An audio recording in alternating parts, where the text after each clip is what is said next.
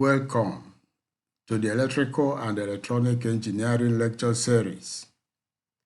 Your anchor person is Professor Michael C. Ndinechi. Our topic today is Module 035, Telecommunication Principles Explained, the basics and the concepts. Please follow me in this my engineering lecture series by subscribing to my YouTube channel at https://youtube.com/Ndinechi-Michael-C. Like, share, and drop your comments in the comment section or reach out to me using my email address. I would like you to also listen to related lectures using the link stated. Also, you can visit Ebony Educational Consult website at www.ebonyeducationalconsult.com for more engineering lectures. However, in this lecture, we'll be looking at telecommunications using electronic means. Of course, we know that there are some other means of carrying out telecommunications, but our own will be limited to only electronic means. And we will also be considering different components involved in the transmission and reception of electronic signals between the source and the destination. Introduction. Telecommunication is the transmission of information over a distance for the purpose of communication. It involves the exchange of data in the form of voice, text, images, or video through electronic means, such as wired, wireless, optical, or radio signal. A typical telecommunication system consists of very many diverse parts which contribute in one way or the other to the establishment of links between 2 points, which is referred to as the source and the destination. Communication systems vary in overall forms and sophistication and depend on the specific communication method adopted. For instance, if you are doing wireless and mobile system, it will be different from when you are doing wired between the source and the destination. Also, the frequency of operation you are using will determine also how sophistication your equipment will be. So that is what we are saying, that the overall form and sophistication depend on the specific communication method you are adopting.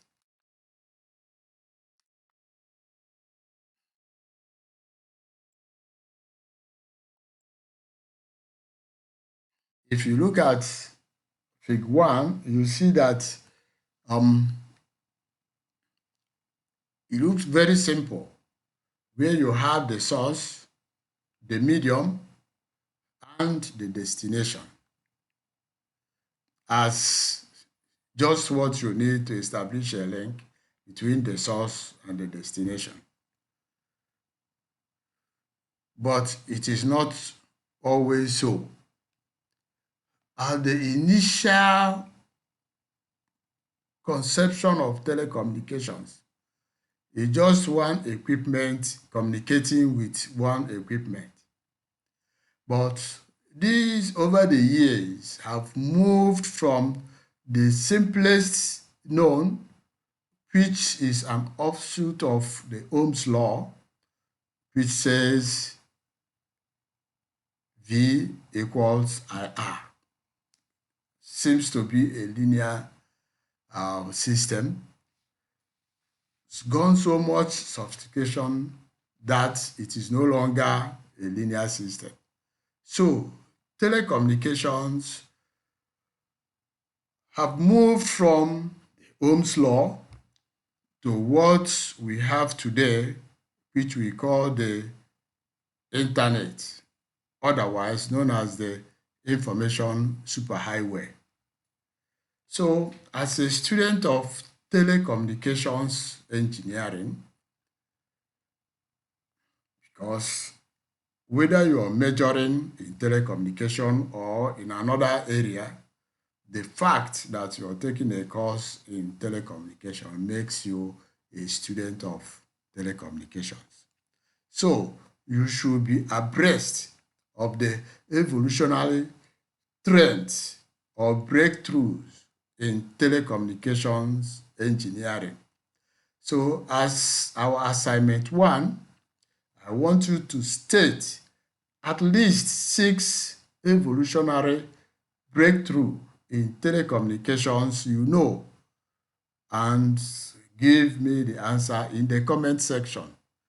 I will visit the comment section and go through, correct people, give you more information, and of course score you in the ones you get right. But as a hint, I want you to look up my lectures in my YouTube channel, Models 001 Part 1 and Part 2. You will see those evolutionary trends.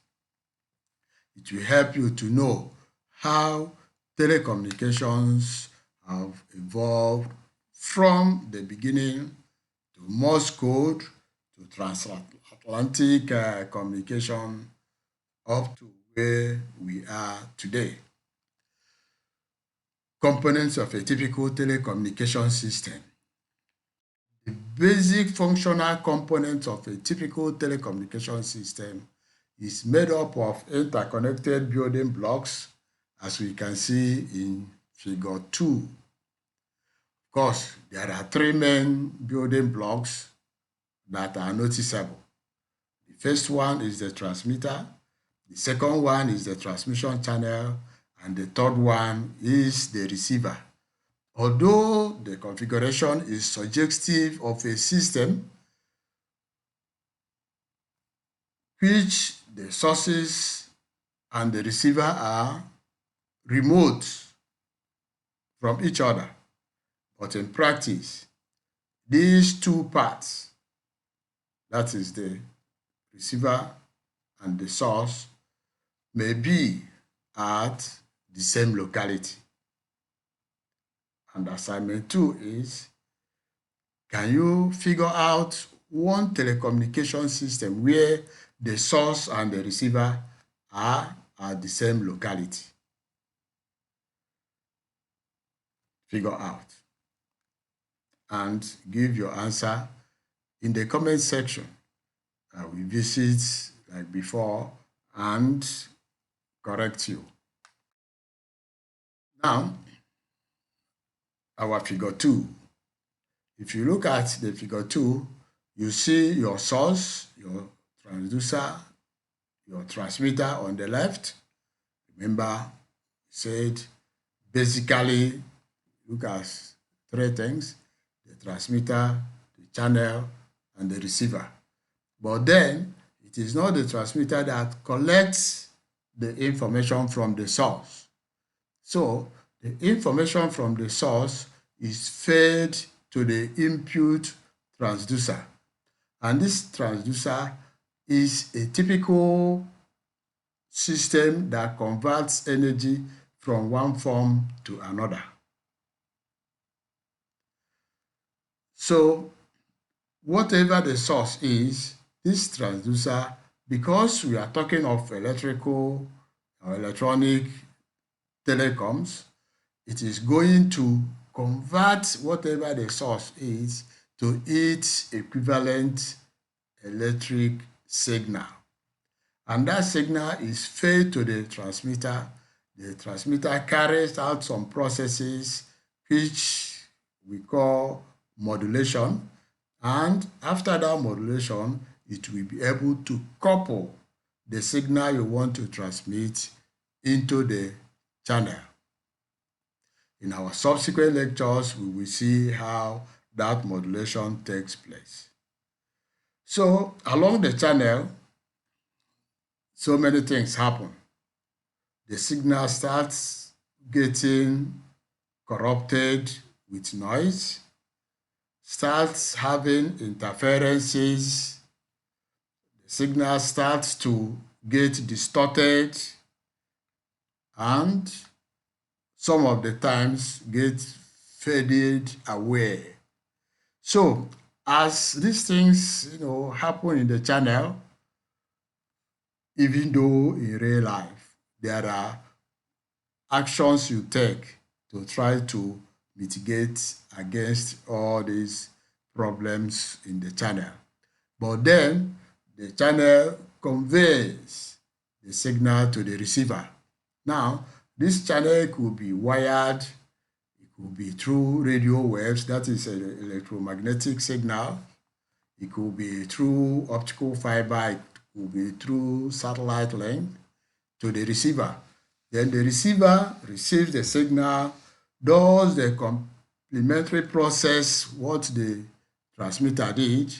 Remember, the transmitter did modulation, so the receiver will do the demodulation and then send whatever signal it is getting to the output transducer. The output transducer, which is another device that converts electrical energy into another form of energy depending on what output you want. Then the signal from the source will be given out at the output. Now, these building blocks are very, very simplified here. In real life and in modern communication systems, so many other building blocks doing some encryption, some doing multiplexing, some doing quantization. So there are so many things, but for simplicity, we are limited to this number of building blocks. Just like we've said, the source refers to where the input signal is generated from. Typically, there are 4 sources of input signals for communication systems, and they include the speech or the voice, the music, it could be picture or image, it could be computer data for digital communications. Then the input transducer converts the input from one form of energy into another. In this our case, it converts any form of source energy into electrical energy. Because there are many possible information sources, including men and machines, there are correspondingly different forms of input transducers. So, but regardless of the type of transducer, the message signal must be converted to either analog or digital signal. In almost all cases, the message input to the transducer is not electrical, but the transducer must be able to convert it to electrical signal. Therefore, the role of the transducer is to transform this message into a form most stable for the type of telecommunication system being operated in our own electronic telecommunications. That is, either a time-varying voltage or a time-varying current. We call it analog signal, or it converts this into digital bits, which we call digital systems. So the transmitter, like we have said, serves to couple this message signal to the channel. It also serves to modulate the signal from the input transducer with a carrier wave. This carrier wave is normally a high frequency wave that helps the signal which you want to, or the information signal which you want to transmit a long distance to be able to travel that long distance. So modulation, as we are saying, means some systematic variation of the carrier wave, such as its amplitude, frequency, or phase as a function of the message signal from the transducer. Modulation may be continuous wave, it may be pulse modulation. In the pulse modulation, we also have what we call the analog pulse modulation, and we have what we call the pulse code modulation. So in our future lectures, we will see all this. Or you can visit my channel, my YouTube channel, and listen to my lectures on pulse code modulation. The classification here depends on the type of carrier wave that is employed. Whatever the form of modulation, however, it is necessary that the receiver be in a position to perform the complementary process known as demodulation. In addition to modulation, the transmitter serves to filter. When we talk of filter, we talk of the system not allowing certain range of frequencies to pass, probably the frequencies that will cause noise interference. So the transmitter serves to filter out these unwanted frequencies, then amplify the wanted frequency signals, and then couple them to the channel or some other devices that is required to transmit or to move the message signal from the source end to the receiving end. So this channel serves as the electrical connector between the transmitter and the receiver. It comes in different forms, which may include a pair of wires, coaxial cables, microwaves, laser beam, optical fiber, satellite link, and so on and so forth. A feature of all these channels is that they introduce some level of degradation to the transmitter signal as a result of a variety of causes. So we have seen those variety of causes which we call noise, interference, fading, and distortion. So this degradation may be in the form of attenuation or fading, which reduces the signal strength, distortion, interference, and noise, which alter the signal shape. It is very important for you to note this, that degradation may be in form of attenuation or fading. Attenuation or fading reduces the signal strength, and distortion, interference, and noise alter the signal shape. When the shape of the signal is altered, it will no longer be what it is supposed to be. On the other hand, fading, in a layman's definition, is the loss of signal as it travels further away from the point of transmission. So, but we will see more of these problems and how they are taken care of before we finish our lecture today. Now, this distortion we are talking about occurs if the system response to the desired signal is not perfect. That is, if there are small mismatches at the point of reception or along the transmission line. Of course, if you go to my channel, you can see my lectures on transmission lines. It help you to see how two port networks are being matched so that all these distortions will be minimized.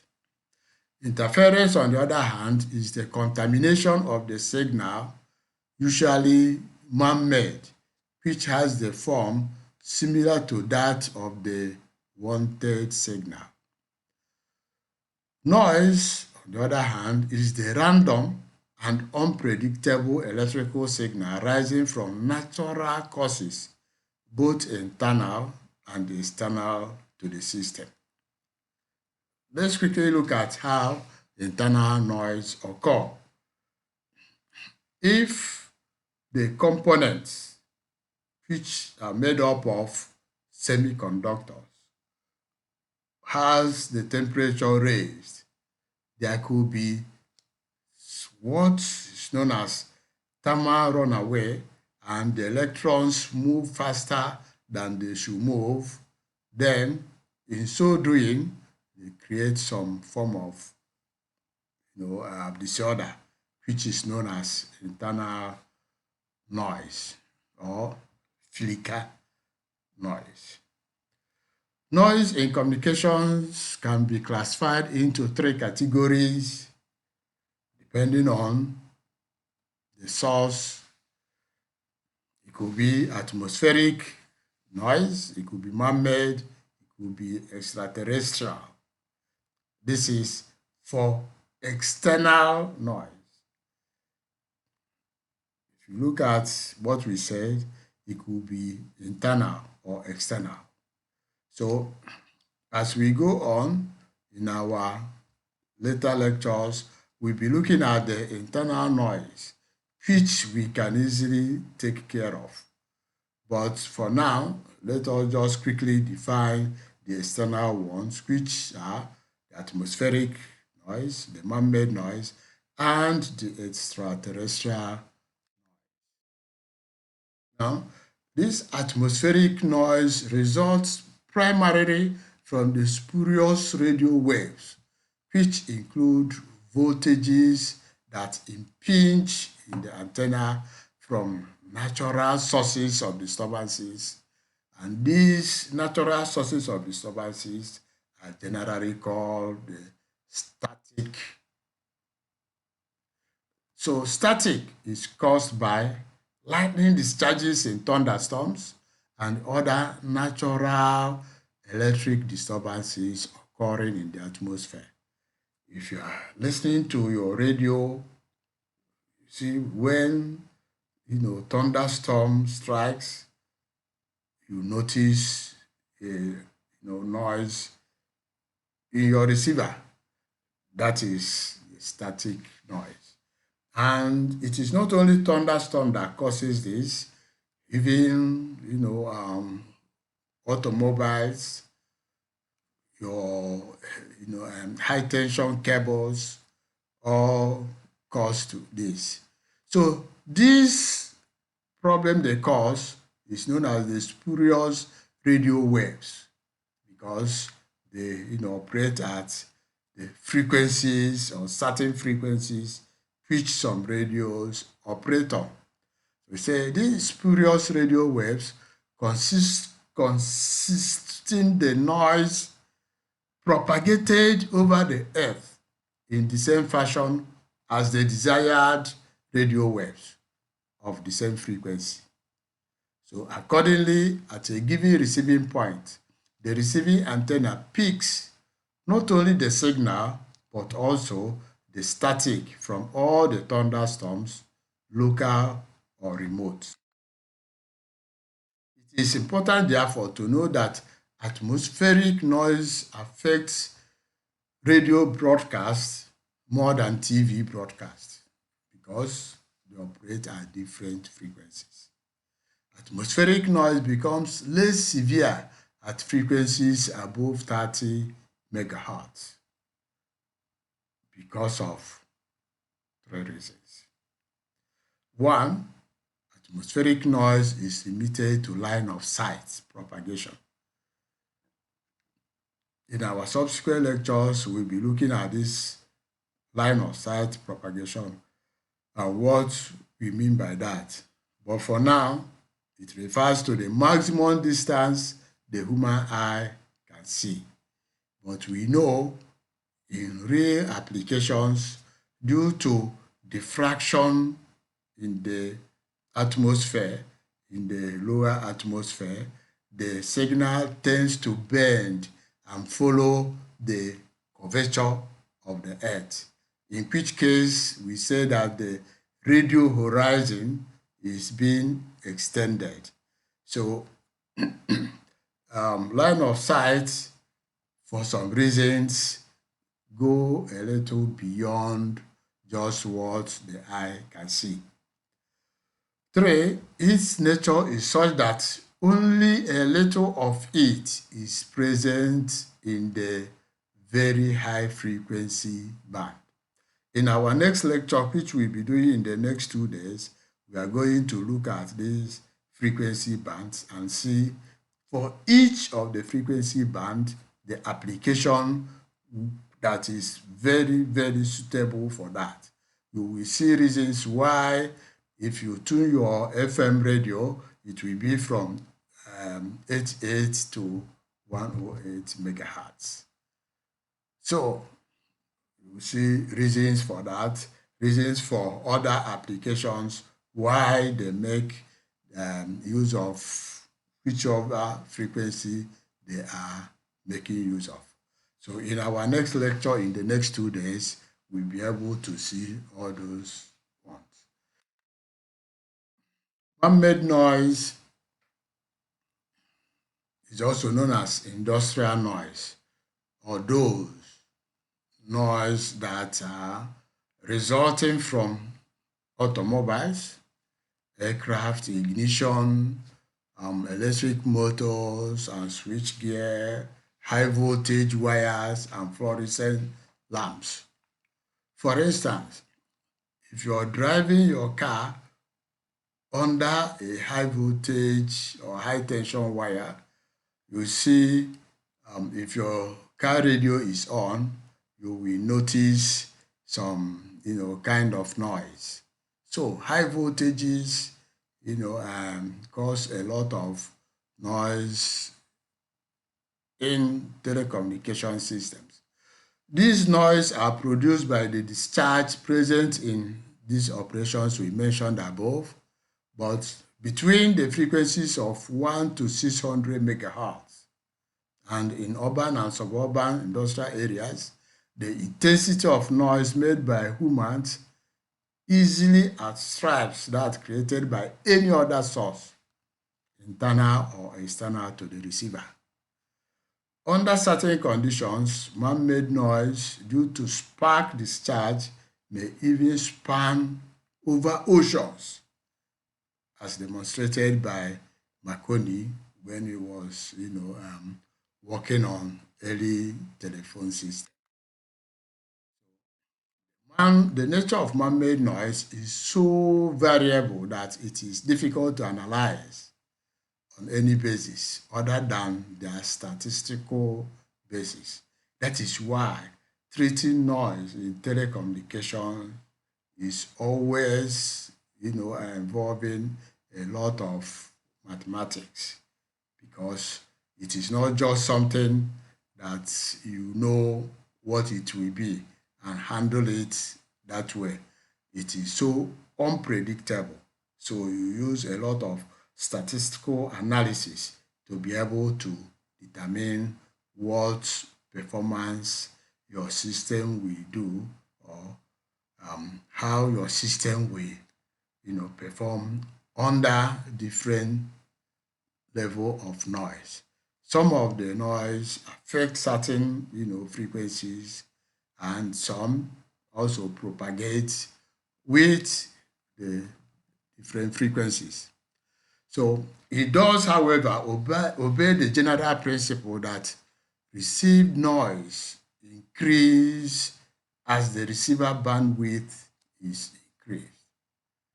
Probably when we talk about our wireless communications, the other one is extraterrestrial noise. And say these are those occurring outside the Earth, resulting from space objects like the sun. They are generally classified as cosmic noise and solar noise. For solar noise, under normal quiet conditions, the sun constantly radiates noise simply because it is a large body with a very high temperature of over about 6,000 degrees centigrade. This noise spreads over a broad frequency spectrum, including that which is used for broadcasting. Then cosmic noise, like the sun, that is the solar noise, comes from the stars, which also radiate noise. However, the effect of the noise produced by each star is small because of their far distance from the Earth. Of course, this cosmic noise only becomes significant when they are in large numbers. Then we come to the receiver. We've talked about the transmitter, which modulates the carrier, couples to the channel. We've talked of the channel and all the problems associated with it, which includes noise, interference. Now, let's quickly look at the receiver. The receiver receives the transmitted signal via the antenna. Receivers can be generally classified as tuned radio frequency receivers or the super heterodyne receiver. Whichever the receiver you employ, its most important function is to demodulate the modulated signal. In some parlance, said to decode the coded signal from the transmitter before sending it to the output transducer. Of course, the output transducer serves to convert this electric signal back to its original form. If the source was to be a voice signal, then the output transducer will have to convert it back to the voice signal unless otherwise stated. So, for more information on radio receivers, you can visit my channel and look at this link. It tells you more about TRF, tuned radio frequency, and the super heterodyne receiver. So let's quickly look at some common definitions with telecommunication. The first one is fading. In telecommunication, you always meet fading. I say fading, ordinarily, is the loss of signal as seen by the receiver. So this is the term used to refer to the phenomenon where a transmitted signal gradually disappears. It can be described as the loss of signal as seen by the receiver. It is caused by quite a number of factors, and this is what every signal has its limits in terms of distance it can travel. Fading can be ameliorated by the introduction of fade margin. When we talk of fade margin, you see, let me use my voice, if I shout, there is a limit where somebody can hear my shouting. So, for me to exceed that limit, I have to shout louder. That excess louder I shout is considered as fade margin. That is what you added on top to make sure that even if your voice is coming down, it will go a little beyond where it's supposed to go. So that is the fade margin. The other way of handling fading is to introduce repeater stations after some distances, so that before the signal goes down beyond certain threshold, it will be received, reprocessed, and boosted up and retransmitted until it gets to its destination. So there are two ways to handle fading. One is by the introduction of the fade margin, and the other one is by having repeater stations. Mind you, repeater station is different from base stations for mobile communications. The next one is interference. This is the term used to refer to the phenomenon where a signal becomes contaminated by man-made effects. Interference is caused when the interfering signal is similar and becomes nearly equal in strength to the wanted signal. Last one is attenuation. This refers to a reduction in the strength of a signal in which a signal becomes less effective. It is also caused by quite a number of factors, including noise. One thing we must note is that when a signal is attenuated, its strength begins to reduce. Thank you for listening to this lecture. But before I go, I want to always talk to my students. This time around, do not be one of those people that miss the gold while looking for the silver lining in the sky. Always go for gold. Please subscribe to my channel. Lots and lots of lectures in other engineering fields, more especially those general engineering lectures. Also, you can visit the website www.ebonyeducationalconsult.com for lectures, free lectures in engineering. Thank you.